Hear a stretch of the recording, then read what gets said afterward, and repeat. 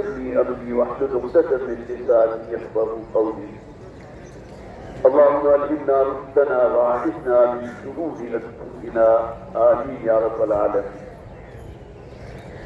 حضرات سال کا ماہ رمضان بھی ہم سے رخصت ہوا.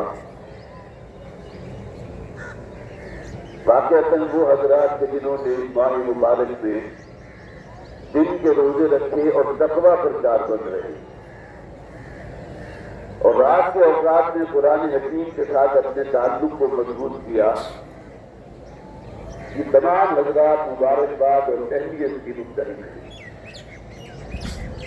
اس لیے کہ اس بات میں کوئی شک نہیں ہے کہ روزے کا اصل حاصل تقویٰ ہے. یا ایھا الذین آمنوا کتب علیکم الصیام کما کتب علی الذین من قبلکم لعلکم تتقون.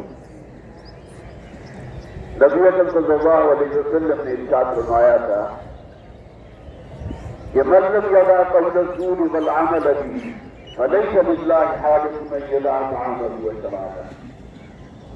جس شخص نے روزے کی حالت میں جھوٹ بولنا، گناہوں پر عمل کرنا ترک نہیں کیا تو اللہ تعالیٰ کو